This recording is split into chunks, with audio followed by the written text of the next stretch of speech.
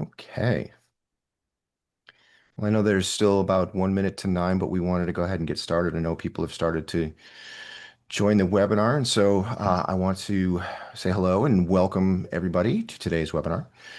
Today we are doing an HCM Excellence Spotlight, and we're going to look into Tavant's Sujatha Das, who is joining me, and she is a Gold Award-winning learning leader, and have her explain through some of the things that they've been doing at Tavant to win those awards. And there's been several over the years, and we'll get into some of those more specifically as we go on. Just so you know, today's session is eligible for HRCI, SHRM, and ATD professional development credits. So that's a nice add-on for you there. So as people continue to join, I want to go ahead and make sure that I can tell you about Brandon Hall Group if you're not fully aware and some of the opportunities that we have for you. Brandon Hall Group, we are a leading professional development firm, and we've been serving learning, talent, and HR executives for more than 30 years. We've advanced the growth and performance of millions of employees and leaders through our cloud-based platform. We deliver evidence-based research, data, and certifications programs that empower organizations to achieve excellence in every area of human capital management. So our impact spans more than 10 million employees and executives globally. We have our comprehensive research library, strategic insights, prestigious awards programs, and you can see below a sample of some of the organizations that we are very proud to partner with. We have an incredible learning and network opportunities. Currently, we have registration open for our HCM Excellence Conference, which is happening next year, February 9th through the 12th. This is where the top minds in human capital management come together every year. We also have two BRIC events, which is our facility in Boca Raton, scheduled for next year. Our AI Summit on October 15th through 16th, and our Women in Leadership event on November 18th, which we actually just had this year's last week. Fantastic event, rave reviews. I highly recommend that event if you can attend. We also always invite you to participate in our research studies. There'll be links available after the webinar. Once we analyze the results of those studies, anybody who participates gets some complimentary research and other benefits. And then all the details and applications for everything that's been mentioned on this page will be available to you in a PDF within about 24 hours after we're done with the webinar. Just continuing on here. So the awards, right? And that's what we're talking about today. So what are they? We have four programs that we recognize organizational excellence. There's the technology awards that recognize solution providers in learning, talent management, and workforce technologies. You can see the launch dates and the deadlines for each of these on the slide. We have our education technology awards that celebrate K through 12 universities, higher ed, and associations that are transforming learning. We also have the Excellence in Action Award spotlight that for organizations of all sizes that prioritize employee voices and create people-centric cultures. Then finally, we have the HCM Awards that honor innovation in training, learning, and HR. That launches January 5th with an April 10th deadline. So take a look at those programs. You find any of those that sound like the things that you're working on. We'd encourage you to apply to those awards. So, of course, speaking of celebrating the award winners, we clearly, at our event, the big Keystone event that we have, we host our annual awards gala at the HCM Excellence Conference. And so in addition to the celebration, the conference offers 4 days of sessions and research insights, proven frameworks, and these award-winning organizations like Sujatha's sharing their best practices on stage throughout numerous networking events. So we hope you'll enjoy it. Join us. That's February 9th through 12th, West Palm Beach, Florida. And before we move on, after walking through all that stuff, it just helps us if anything that you've seen, anything that I've said rings to you, and you'd like a little more information on, we'd be more than happy to follow up with you and give you a little bit more detail on any of those if you so choose. So please click on those if you would like. I'll give that a minute to stay up there on Ivy. You can decide when to take that poll down. And then as we go, just make sure you know that we highly encourage you to ask questions throughout the webinar. We're here to learn from Sujatha. So clearly, if there's something that she's showing or sharing or talking about that sparks your interest, please ask questions. we'll try to interject relevant questions. We'll also obviously have time at the end set aside specifically for questions. So use that chat box to talk to us, share us your insights, ask us questions, whatever you would like to do. So here are your panelists. Of course, I'm David Wentworth. I'm the Managing Director of Learning Talent here at Brandon Hall Group, and of course, joined by Sujatha Das. She's the head of knowledge experience for Tavant. We're super happy and excited to have her with us today to share her insights. What we're going to do is I'm going to allow Sujatha to go through the various programs and all the things that she's put together that have won all of these awards for her and her organization. And then, like I said, we'll have a discussion afterwards where we can answer any questions that you may have, or I might just dive a little deeper with Sujatha on some of the topics. But that's how things are going to go today. And with that, you can see the awards that I've just been talking about here laid out on the page. And I want to turn things over to Sujatha, who will start to share her screen once she's ready and we're off and running. So thank you.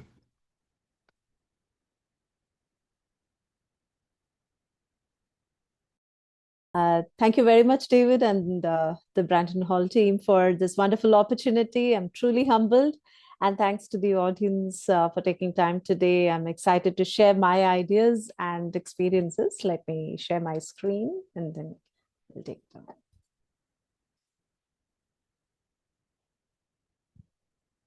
Okay, I hope you're able to see my screen. Yep, looks good. I'll just turn off the video just to make sure that I'm able to see both the screens, and then I'll come back to the questions again. So my personal motto has always been to make the positive change in everything that I do. And I also believe that learning is a dynamic force, shaping how organizations think, operate, and evolve. I'm sure many of you may have heard about the triad of an organization, which is people, process, and technology. And learning is the glue that binds these three as an integrative force. And that's what I always have believed in. And today, let me start by walking you through the core pillars of the strategic vision and leadership approach through my experience. First, everything begins with a strong partnership with the business. So we have never operated as a support or an enabler function standing outside, but we have been co-creators working shoulder to shoulder with business leaders to understand priorities, anticipate those changes, and build learning solutions that directly enable business outcomes. And you'll hear about some of these initiatives as I go ahead. Second part is our function was earlier known as learning and organizational development, but we moved forward as a full rebranding and redesign of our function into knowledge excellence. And this is more than a name. I would say it's a shift in identity. It reflects our commitment to build a culture where knowledge is not just delivered, but created, shared, applied, and continuously improved across the organization. So we brought in that knowledge management element as well, along with sharing of knowledge through the organization. The third part was the heart of this transformation, is a four-pronged strategy that includes one, creating multimodal and dynamic learning solutions that flex with the pace of change, enhancing the learner experience, helping associates see the impact of their own work, deepening learner insights through immersive and adaptive environments, and finally enabling and empowering leaders at all levels to navigate through the uncertainty with confidence, especially in current times with AI coming in. And we really don't know which technology is coming up and where we need to learn. So that quickness and adaptability was one part. So together, these pillars were ensuring that learning is practical, experiential, and aligned with the future of work. And the fourth major activity was to support all this by an adaptive learning methodology, a way of working that keeps us responsive, data-driven, and learner-centric. And it ensured that we stayed ahead of the curve and continue to provide those relevant, meaningful, and scalable learning experiences. So in a nutshell, what I can say is that this captures our direction, a strong partnership with business, a renewed identity, focused strategy, and a methodology that is built for continuous evolution. With that, let me take you all a little bit on the business alignment part, how we believe that the business alignment is a foundation of everything that we have done. First and foremost, we made sure that learning is not treated as a one-time event, but as an engine for business performance. So when learning is woven into those goals, and we have seen real impact, we have OKRs or objective key results, which we collaborate and work along with the business teams. And our focus is not just being on delivering programs alone, but also making sure that learning is translated into measurable outcomes on the ground. So we do check on the impact stories from the business post the learning that is done. Second, we have built deep partnership with business leaders.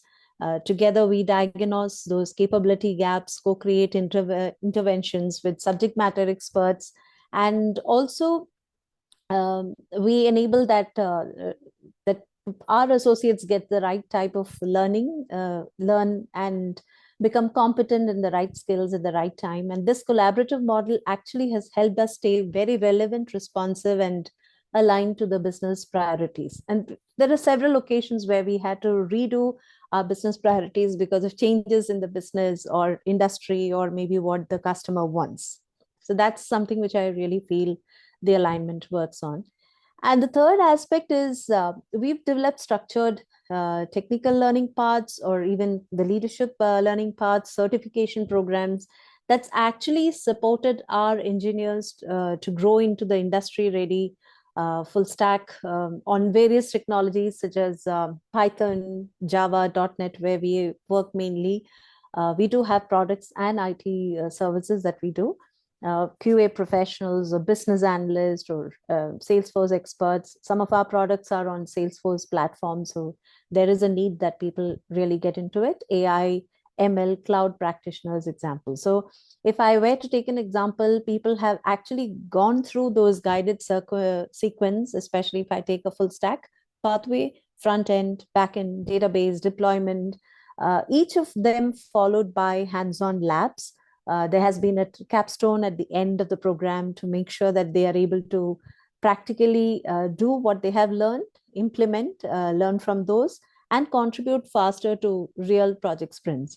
And that's how we have demonstrated that the right learning path can directly accelerate delivery readiness. So together, these initiatives ensure that learning is just not supportive, or we don't do it independently without any of the, I think it's more of a strategic lever for growth, capability building, and of business success. Hmm. Sujatha, I think there's a very important element to all of this that companies have struggled with for a long time. We often talk about how business alignment is so important, becoming a partner to the business, all of these things. And clearly you've done a great job of working through that. But one of the things that I just wanted to ask, what does that collaborative relationship look like in practice? Are there teams that you've put together, cross-functional teams that meet regularly? Is it more of a like something like a Slack channel where these people are together? What is it that's keeping you connected to these business stakeholders that are informing all of the decisions? How does those relationships, how are they sustained? A beautiful question. And I know I do have one slide actually talking more in depth, but I'll definitely answer this question, take this question now.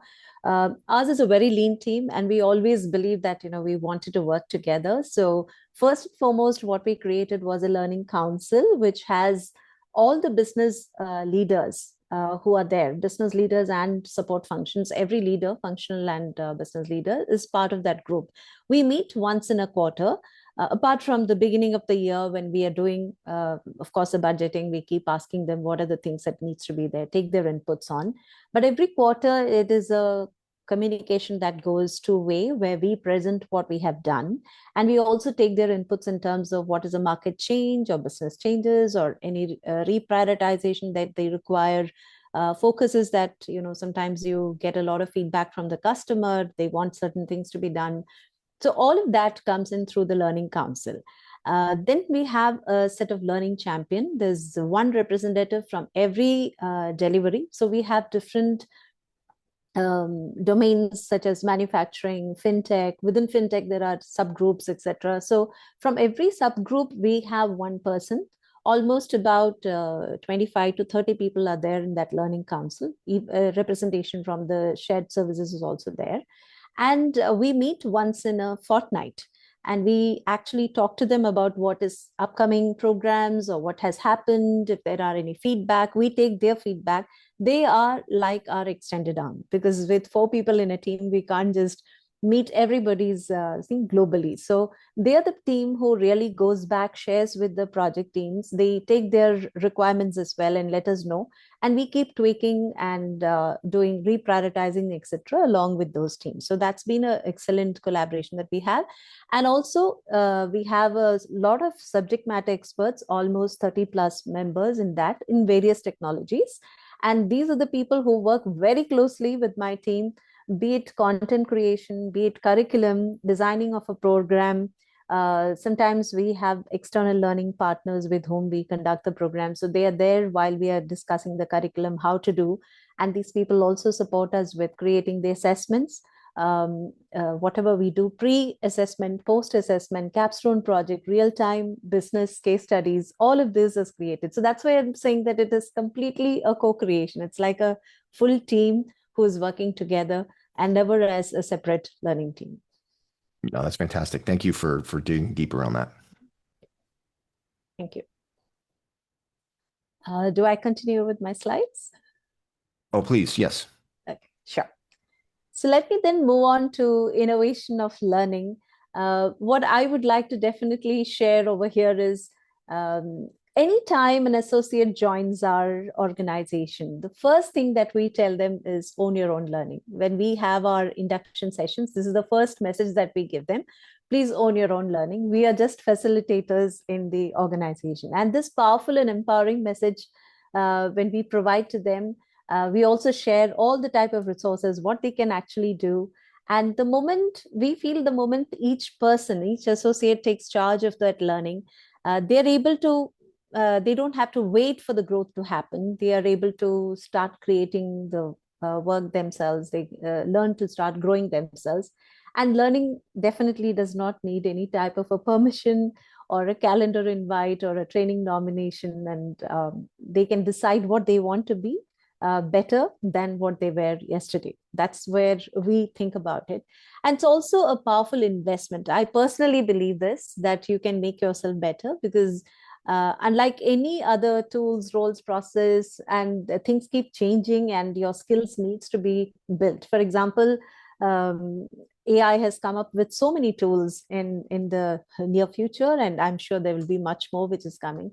But for a mindset to change, to be able to pick up those, one needs to stay abreast and one needs to have that spark of curiosity. So that's what we try to create within our people. And therefore, we shape the confidence, give them the opportunities and a trajectory to create their own career. So each one of us, when we are owning our own growth, we are proactively actually exploring, asking the right questions, maybe reading certain things, experimenting with it, stretching our thoughts and ideas along with the peers. And it's not just about growing individually, but it's also growing the entire organization's capability as we grow ahead. So the message that we give our associates is very simple but transformational. Don't wait for learning, lead it. Don't wait for someone to open the door, build your own doorway. And that's how growth will become continuous, self-driven, and truly meaningful. And I think I am very proud to say that this culture has really stepped in, and every leader, every Thavantian has truly taken this and has been taking this into practice. To support that, we have the learning infrastructure. I'm only highlighting some of it, which is there. First and foremost, our learning experience platform is Adobe Learning Manager. We have all the entire end-to-end learning administration through this platform.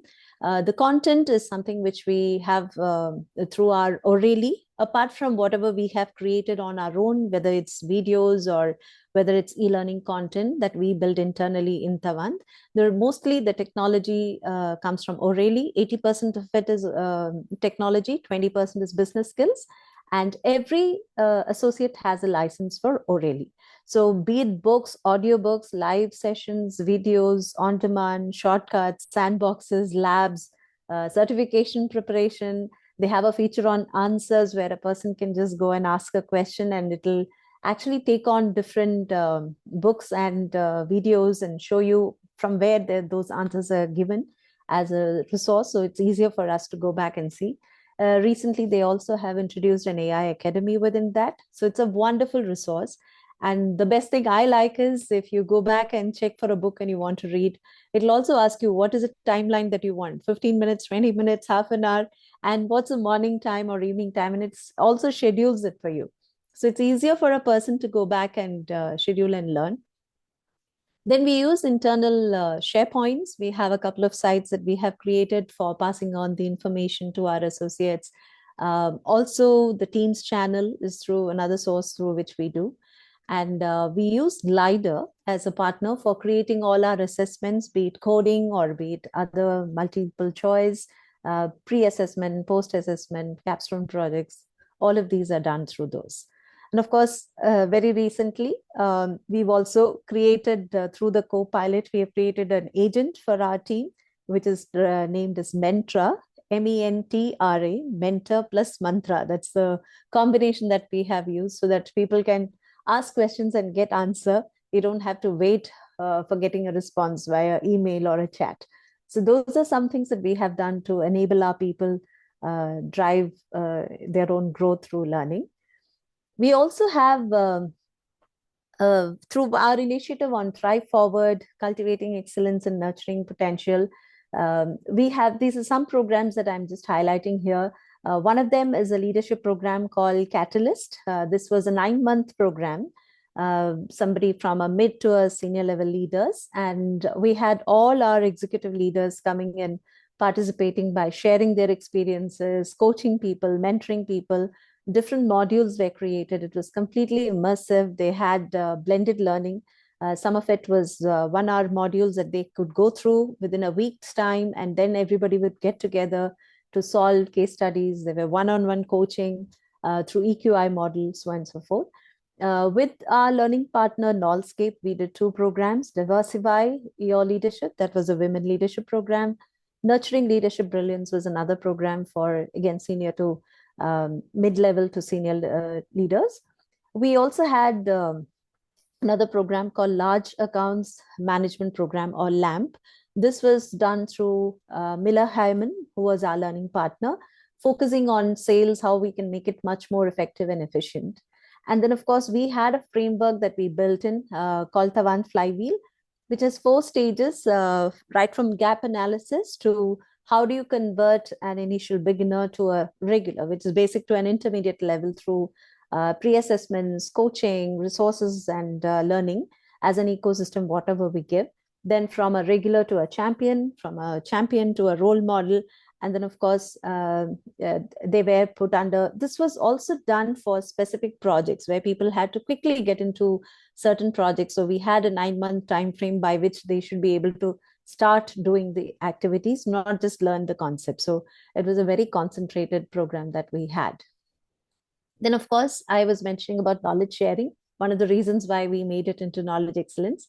So we called it as Tavant Learning, Investing, Nurturing, and Keeping, or T-Link, under which there are several initiatives. One of them is Knowledge Hour, where people come and speak about, for 1 hour, they can speak about a domain or a technology or anything that they have learned. Maybe I attend a seminar and I want to come back and share what I have learned. This is one opportunity. Any associate can come. These are all open to all associates to come and present and participate. And it's an open session where anyone can come and attend. Similarly, a project hour is a team who will come and present about their particular project. What was the, let's say, problem statement? How did they go about creating the solution? What was the architecture? What problems were there? How did they solve it? And what are some learnings? All of this is shared.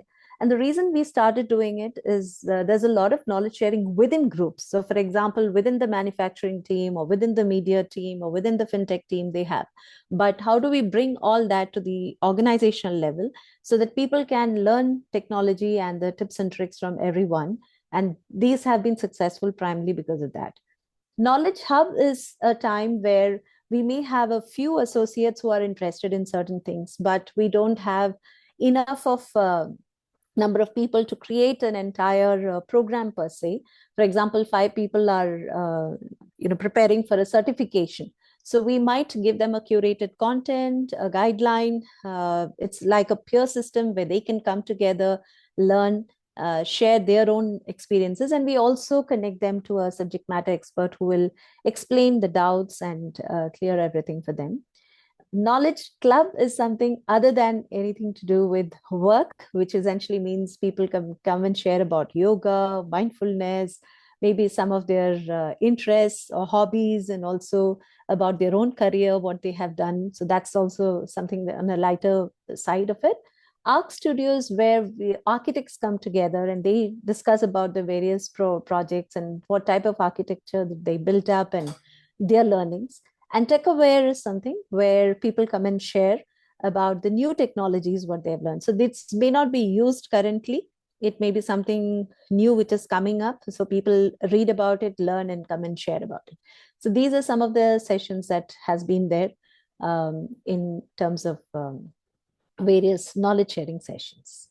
And then I move on to one of the most important aspects, I would say, is the culture and engagement. And I think this is something where we have tried to bring in learning as fun.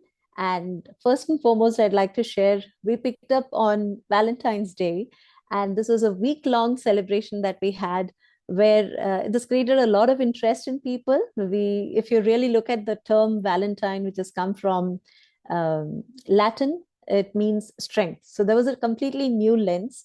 What we told people is invest in a relationship with your own self, with respect to growth and development. Invest it with the colleagues so that you're supporting their growth, with the organization, with collective knowledge and wisdom is there, and with the customers whom we serve with passion.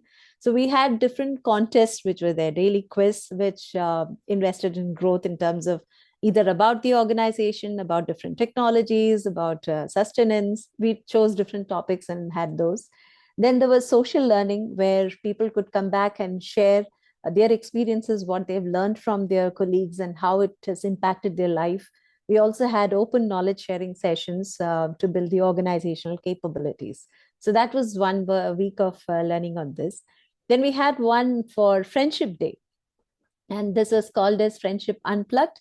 And the different aspects that we were trying to cover over here is digital detox. We told people actually face to face, this was a time when people came back from after the COVID scenario. So we asked people to meet up with each other, deepen their own friendships, which are there, learn from people.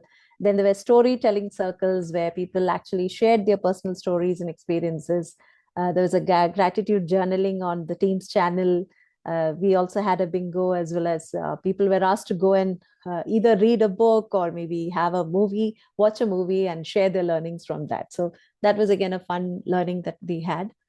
We launched thematic learning where every month there would be a team, something like effective communication or emotional intelligence or learning styles. And we used to share some of the e-learning material on that. People had to go through that. And towards the end of the month, we had a 1 hour session where people actually shared their learnings.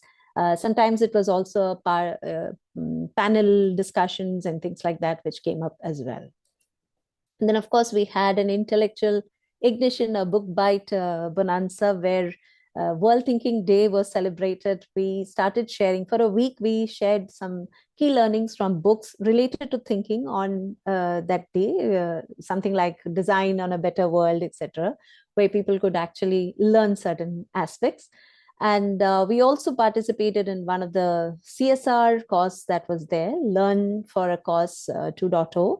This we partnered with Skillsoft and People Matters, and associates volunteered and did maximum learning within a span of 2 months, and the cost of the entire program modules were distributed to support education and meals for needed children who were there. So that was done in this cultural one. Then of course we had another major thing that we have in our organization right now for the last 5 years very successfully. What we've been doing is called Learning Fest. This focuses on actually marking our respect to all the teachers, coaches, mentors that we have who have shaped our lives. And this is celebrated in 2 months, September and October. Teachers Day in India is in September. World Teachers Day is in October. So we do have panel discussions, keynote addresses, viewpoint. Then we have dialogues, one-on-one dialogues with people on various topics, and this is all done by internal associates. I'm really happy to say that all the CXOs has participated in the beginning, encouraging everybody. Today, we also have some of the sessions with external people, whoever we know, we call, and they are more than willing to come back and share their knowledge. So that's been there. And we also send some mailers on a short micro learning type of thing during this time. The other aspect of cultural engagement, I would say, is a couple of things that we have hosted within our um, knowledge sharing portal called Knowledge Excellence in SharePoint. One is nurturing your persona. I'm only taking a couple of examples here. So this is a short reading, maybe a 5-minute reading for developing interpersonal skills. We post 3 articles, short articles in a month, and so that people can go back and read. And these are there for people for referring later as well. There's one called Food for Thought, which is more motivational, that is given. Then we sent out organic mailers. We do have a reading room in the SharePoint where we share some of the book summaries. These are book summaries sent to senior leaders so that every fortnight it's called thought leadership. And then we have something called revolutionize your workflow. These are newer programs which comes in where people can go back and learn on the new technologies that are upcoming within the session. So these are some things which are there. Should I take a pause? Is there any questions before You I know, you know, move ahead? I think yeah, let's just move ahead. We're bumping up against time. We're actually a little over, so let's just finish out your story here. And if people have any Okay, questions for you, they can reach out to you, I think, directly sure. I'll offline in do the that. webinar. So thanks. Okay, thank you. So this is something which I already mentioned about the Learning Council champions and subject matter experts. I would only like to share that we do look outside of the organization from the different industry reports to understand what's happening in the industry. One of the key things is on the technology radar, which is really good. And as I mentioned about the matrices, we have what we call as functional health metrics, which is basically number of programs, learners covered, and learning hours. But most importantly, we look at the impact which is there. I wouldn't say everything is an ROI, but I will normally look at the programs, specifically the project specific ones. Are they increasing their productivity, or what's the team velocity or customer satisfaction rates? Especially in the learning platforms, how much we have done a cost saving as well by leveraging all of those. These are some things that we really measure as an impact. And of course, recognitions, I'm not going much into it. It's been already shown. I would just like to highlight that we also won the Gold Award in the last 4 years from O'Reilly as well as a platform on different categories. The last one is just a series of things where just I wanted to share that I'm very interested in going outside of the organization into the industry as a speaker. I sometimes write, and I've also been recognized by multiple organizations. Truly blessed to say that, working with a wonderful team as well as being able to achieve a few things. With that, I'll pass it on to you, David. I mean, thank you, and that's really it. Really is impressive. I mean, the list of awards itself was quite a bit, and then I think all the work that you're doing out there in the space. I love that. I think people need to get out more and talk about the success they're having, show people what's working. So I really appreciate you sharing this story. There's so much in there just simply because you've won so many awards over the years. So I really encourage people to reach out to you, on LinkedIn and what have you, to connect and learn more from you. So thank you again for sharing all that. Appreciate it. Thank you very much for having me here. And as you said, it would be wonderful to share. If anybody wants to connect with me on LinkedIn, I'm more than happy to share anything which is there. Thank you so much. Okay, thank you, and we'll let everyone go now. Ivy, I don't know if you need to do anything housekeeping wise to